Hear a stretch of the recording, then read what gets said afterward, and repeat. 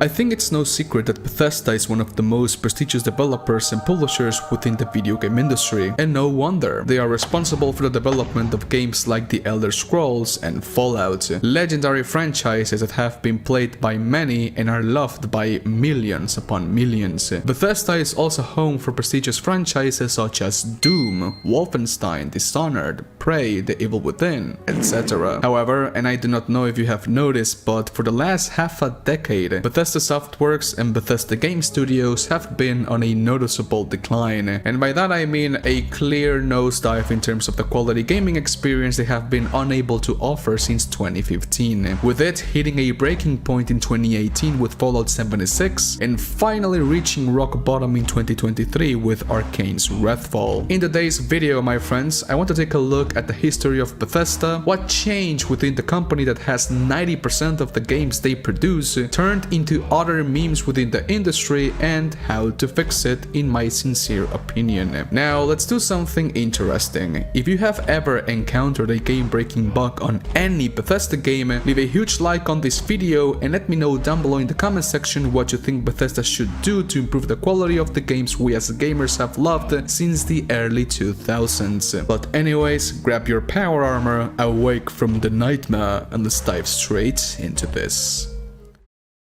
This video was proudly sponsored by Gamersubs. Be a real gamer and use code MIDNIGHT to get cool swag and delicious drinks. Thank you so much for the support, and I really hope you enjoy. Tell someone who gives a shit. Before I get comments stating that I'm just a hater and whatnot, let me say this. I love Bethesda. I believe they play a very important role in this industry of games and have made wonders for all of us. But if something is true, is that Bethesda is just not the same anymore. The glorious days where you could feel the passion of its developers shining through the games they crafted is simply long gone. And now all we can feel as gamers when we play their games is how the investors want to squeeze as much money as they can from our wallets. With that being said, let's begin.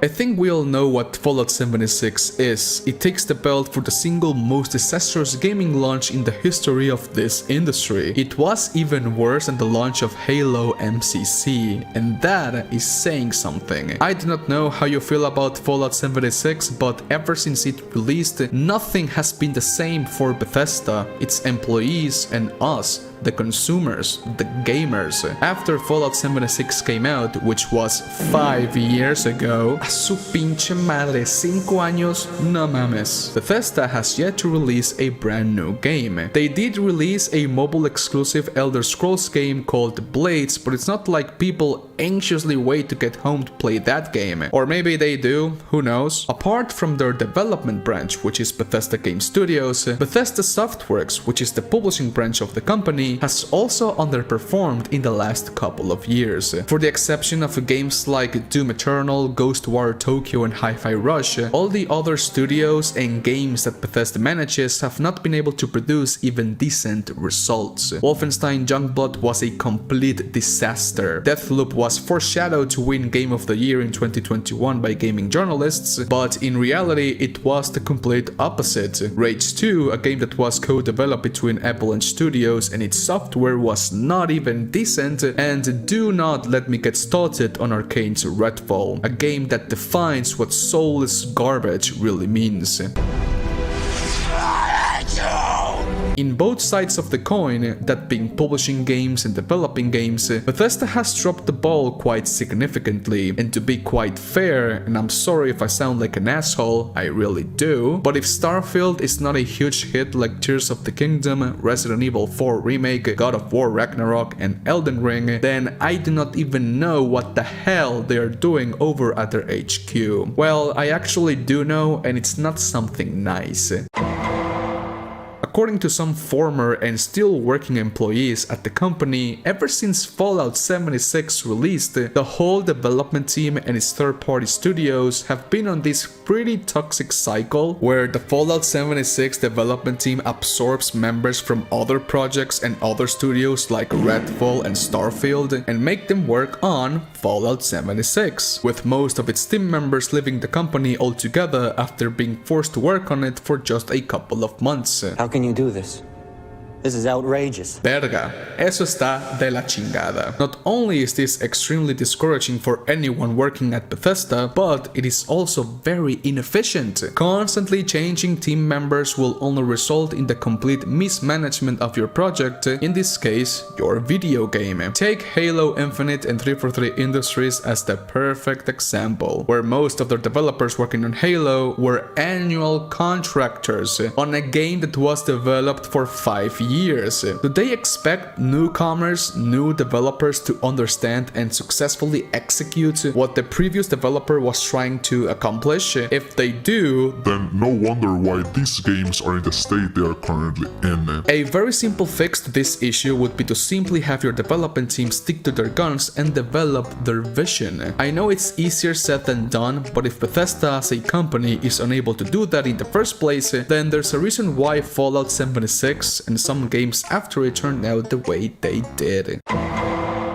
Now, I do not consider myself a programmer or even an engineer. I got to 9th semester of aeronautical engineering back in college, but decided that my passion was making videos on YouTube. And that has been the best decision I've made in my entire life. What I mean by this, my friends, is that I cannot give you a technical insight on the creation of games and their engines. What I do know is that sometimes history likes to repeat itself in very strange ways. It's no surprise that the games made by Bethesda have always been filled with bugs. I think it's one of the main reasons why people love their games so much, at least the older ones. But there's a difference between having bugs that add to the overall experience, making the game more charming if that makes sense, to bugs that utterly break the balance of the game and turn it into an unplayable mess. I'm looking at you, Fallout 76.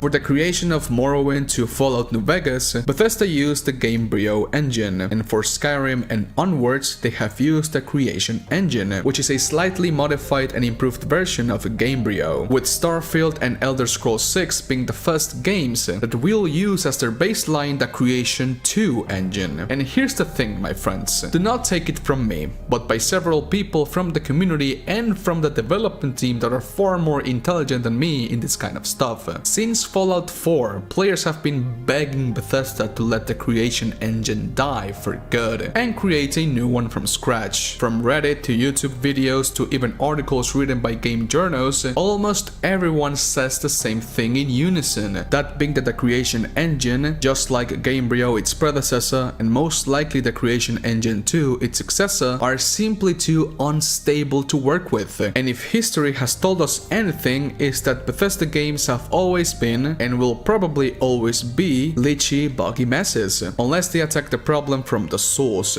that being its engine. Bethesda as we know it needs to die and be reborn as something entirely new. When I say something like this, I just cannot stop thinking about 2014 Capcom, specifically about Resident Evil 7, its development team and its director, Jun Takeuchi. Capcom has been using the MT framework engine since 2006 with the release of Dead Rising and Lost Planet, and while they only intended to use this engine for those two specific games, Capcom later decided that MT Framework would become their all-around jack-of-all-trades engine for future games. Resident Evil 5, Resident Evil 6, Devil May Cry 4, Dragon's Dogma, etc. They all used MT Framework. After the successful and also disastrous reception of Resident Evil 6, Jun Takeuchi decided that if Resident Evil 7 was to reinvigorate the franchise and make the fans happy, he would need to approach the game from a different angle, and the first step on making that happening was getting rid of MT Framework altogether and create a new engine from scratch.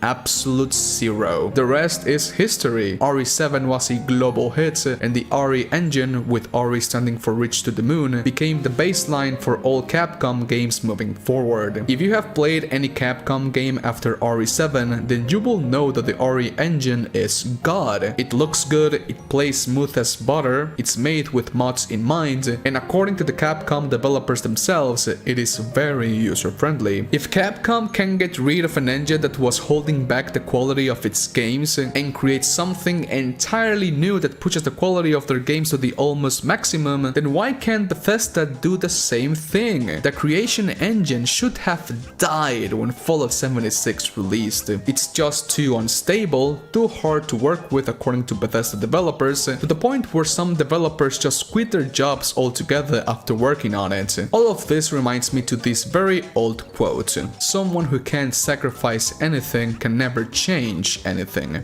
Armin Arlerto. Of course, all of this is just an ideal scenario where Bethesda can simply toss aside everything they have worked on Starfield and start from scratch. I really hope Starfield is a huge hit and that the Creation Engine 2 is not filled with game-breaking bugs, making this video utterly pointless, but when the pillars that support the bridge are named Gamebryo, well, it's too hard to think otherwise. Elder Scrolls 6 and Fallout 5 are still years and years away from release, so let's hope Bethesda wakes up and decides to do what everyone has been wanting since 2015, a complete renaissance of the studio and its engine for the games. Thank you so much for coming to my TED Talk, for listening to my hot take. I really hope you guys enjoyed, and also I really want to know what you think about this topic, so be sure to leave your comment down below. Have a great day, my friends. Adios. Bye.